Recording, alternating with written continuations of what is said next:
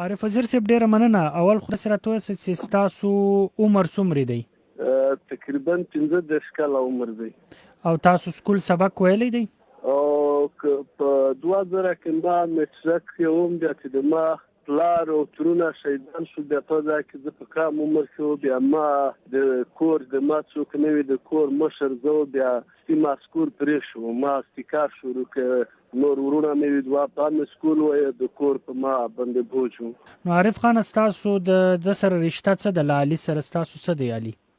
زما او د علي پلار ورونه وسره او زما د علي پلار په یو ځای شهیدان شول او زما یو ورور او د علي یو ورور دا هم په یو ځای د علي د پلار سره شهیدان. اوس عارف خان تاسو چې کله دغه پی ټی ایم شروع شوی دی یا بیا له 2000 تر اوسه پورې تاسو زیاتره وخت گرفتار شوی، څو واره گرفتار شوی یاست؟ ککر صاحب اول د پی ټی ایم سره تحریک شروع شو، زه گرفتار شوم او بیا کم از کم شپږ واره گرفتار شو. په دا کې ما یو ورځ وکړې، بیا مې 15 میاشتې تېرې کړې، بیا مې 3 میاشتې تېرې کړې، بیا مې 1 میاشت تېره کړه، بیا مې 2 تېرې کړې، دا اوس مې څه کم 2 میاشتې را تېرې کړې، اوس مې را خلاص شو. ښه، نو د هر ځل تاسو نیسي په قانوني حواله پر تاسو باندې څه الزام وي؟ یعنی څه الزام وي؟ په قانون پاکستان کې قانون شته نه چې څوک زورواکي دی، قانون دی په موږ باندې د غداري تورونه لګوي چې تاسو غداران یې، په ما باندې دا اوس پارسي د غداري والا وه او موږ خو د ملک ټیک دی پاکستان مانو، خو د موږ ملک چې دی دا لوی افغان دی او موږ پښتانه د افغانستان راغلي دی، خو موږ هر وخت د غداري تورونه لګوو، انشاءالله موږ به ځان څه پکوو، موږ صفا خلک. نو تاسو چې د شپږ واره نیول شوي یاست، نو دا تاسو په کومو جیلونو کې ساتل شوي یئ؟ ما په وزیرستان کې ساتلی وم، بیا په هریپور کې 2 میاشتې تېرې کړې، اول 15 میاشتې ما په بیخان جیل کې تېرې کړې، بیا مې بیخان جیل کې 1 میاشت تېره کړه او دا اوس ما څه کم 2 میاشتې بیخان کې تېرې کړې، 2 وارې ما د هریپور زندان هم خوړلی ده او په بعد یو څو شپې مې په بنو تاڼې کې هم کړي دي. ښه، نو مجموعي طور تاسو جیل کې جیل کې ما یو څو 8 شپې کړي دي. نو تاسو چې اندازه ولګوئ، نو تاسو یعنی په د شپږ ځله چې تاسو نیول شوي څومره وخت به تاسو په جیل کې تیر کړی یا په تاڼو کې مجموعي طور؟ زما په خیال چې ټول حساب وکړې 1 کال نه زیات 11 میاشتې له څومره زندان ما په 2 کاله کې تیر کړی. نو دا تاسو چې هر ځل نیسئ، نو دا خو یو قسم په جیلونه او دا دی، نو تاسو ته کله دا احساس کېږي چې یا لږ یاره راځي یا دغه راځي چې بس نور له دې جیله تنګ یم؟ قسم په خدای چې زه کله جیل ته لاړ شم، زه په خپل ځان فخر کوم، زه په خپل افغانیت فخر کوم او زه چې کله جیل ته نشم لاړ زه ډېر خفه وم، د ما ایمان خراب شي چې جیل ته لاړ شي د ما ایمان تازه شي. په جیل باندې خو ځوانان شش کاریږي، باچا خان رحمت الله علیه، خان شهید عبدالصمد خان اچکزی رحمت الله علیه، دغه جیلونه خوړل دي. نو موږ خو جیل ته هرکلی وایو، نن په جیل دراولی شي، په ګولۍ وویشتو هغې نه ودرېدو، موږ به په جیل دا څنګه ډروي؟ او عارف خان تاسو له دې علاوه څه دمکیانې یا څه کله حمله در باندې شوې یا څه دغه درته کړي؟ او ګوره په ما په علي وزیر باندې چې طالبانو پوځیانو په ګډه حمله وکړه، پاکې زه زخمي شوم، غوښونه هر وخت ماته کېږي، کله په مختلف کاغذان ته واچوي چې موږ فلاني طالبان. دا اوس چې زه په جیل څنګ ته پیشي ته راوړی وم، ماته یو څه طالبان راغلي، بیا څه تصویران په تاڼې کې ننوښتل، ما ورته چې ما په وینې کې په خدای مې دا کسان یم چې د ما په وینې کې خالي لږ حرکات چې زه به تاسو خلاف او چې څوک افغانستان آزاد افغانستان د زاوي زه به والله هغې خلاف ورته کېږم. موږ ته قسم دمکیانې میلاویږي، خو موږ به د دمکیانو ته سوچ نه کړو، که دمکیانو ته موږ سوچ وکړو د موږ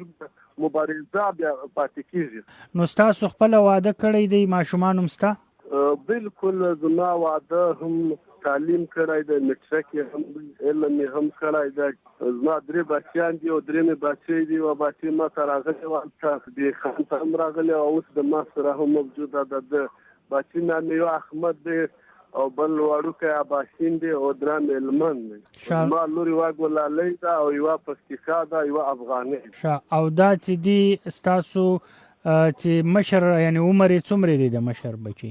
د مشر بچي عمر زما کم از کم 8 کاله دی. او بل تاسو دوه بچي نه په نامت دي. نو کله چې په جیل کې یې نو ماشومان سره یو رابطه یو تعلق یا هغه در یادېږي یا غم یادوي څنګه یې ما هر وخت چې کله ما نسی په ما موبایل ملاقات هر څه باندې ما سره موبایل او ملاقات هر څه دی باندې کور سره ما هیڅ رابطه نه. نو بیا تاسو چې را خلاص سئ نو آیا خپل ماشومان کله درته یایي چې بابا دا مه کوئ او موږ تا غواړو چې له موږ سره یې دا ځکه چې ماشوم خو پلار ته ډېر زیات خوشحاله وي چې دغه وي زه چې په جیلو کې ما یو بچی پیدا شوی دی ما نه پېژاندي چې واټ سال ته ژاړي او زما لور چې کومه ما سره دا ګلالۍ ملګرو پوښتنه نه وکړه چې ته څه وایې اوس په دغه ساعت په موټر کې دوی ورته وویل چې انشاءالله زه به تعلیم کوم چې پلار مې نه وي زه به انشاءالله دا مبارزات خپله راوځم. او بل تاسو پرون له جیله څنګه تاسو پرون له جیله خلاص واسئ چې بیا ته د ارمان دغه ته لاړئ دا څنګه کیسه پرون بله ورځ د جیل نه خلاص شو زما سره مشر منظور پشیر په یوه ځای و او ډېر ګپ شپ هم سره برابر و دا ډېر حوصله وه او ډېر خوشحاله هم زه چې جیل نه راخلاص شوم او بیا زه جلسې ته لاړم نورلایي ته ما ورته چې ما ته کور دومره خوند نه کوي چې د ارمان لوڼې د لرو بر شهید ارمان لوڼی لین ته زه ولاړ نشم چې والله زه به په کور باندې قدم نه کښېږدم زه به د خپلو بچیانو سره نه ووینم چې زه د ارمان لوڼي تلین نه وکړم زه ما وکړو بیا په څه راغلم. نو تاسو یعنې دا څنګه تجربه وله د ارمان لوڼي دغه ته چې تاسو لاړاست؟ ما ته هلته چې زه راووتم ملګرو وویل چې ارمان لوڼي تلون دی ما ورته ویل چې ځو هلته ډېر ملګري کار کړي ویل چې هلته به د ون سیحا ده ما ورته ویل چې جیل ته به ما خپل به جیل خلاصوي زه به ځم زه به واړول د ارمان لوڼي تلین کمپانه به چې دوی ما جیل ته وړي چې چیرې مې وړي زه ورته تیار وم. او بل دا تاسو چې هر ځل خلاصوي یې دا تاسو څنګه خلاص سئ بیا ځکه چې تاسو ونسئ بیا خلاص څنګه سئ؟ موږ خو عدالت په ذریعه باندې خلاص شو عدالت هم خلاص شي په عدالت باندې خلاص شو موږ په عدالت کې خپل ملګري وکیلان وو چې ما دپاره ضمانت وکړو بیا هم خلاص په ضمانت کې په ما باندې کوم داسې شرط نه وي چې به یا جلسې نه کوي یا بیان نه کوي یا بدان نه کوي خامخا دومره ګواښونه د نور خلک وکړي خو ته زه داسې لیفټ نه ورکوم چې څوک یې لا نه وي. او بل تاسو چې دا تیر ځل یې نیولی واست اخري ځل دا اوس چې راخلاص یا کله نیولي واست په کومه میاشت باندې په کومه ورځ او په کوم حالت کې نیولي واست؟ دا زه په ډېر اسماعیل خان کې یو پیشي ته راغلی وم تاکې ونیوم په 2019 کې په اخري میاشت کې او په 2020 کې زه راخلاص شوم ځکه هم 2 میاشتې زما ووتلې په دې کې راخلاص شو انشاءالله موږ به جیلو ته بیا د جیلو نه به موږ نه ډارېږو تا به مختلف خبرې کړي چې تا افغانستان ته تللی وې یو واده ته تا ګیټ نه مانو چې په ګیټ باندې بهتار باسم دا خو زموږ حق دی پښتنو حق دی زه به بیا ځم بیا به ځم د افغانستان ما را ایثار نه کړي زه بیا په ډېرو کې ونیوم بیا ډېرو کې ټاک هغه ته ورکړم بیا یغدي خان ته عدالت ښه دا اوس اف آی آر چې په تا درج شوی دا اوس چې نیولی وې دا افغانستان والا الزام و در باندې که نه؟ دا به ما باندې 132 زما په خیال د غدارې په ما باندې یو څه اف آی آر کټ شوی چې دا د ملک غدار دی دا ملک نه ماني او یو دا اف آی آر کټ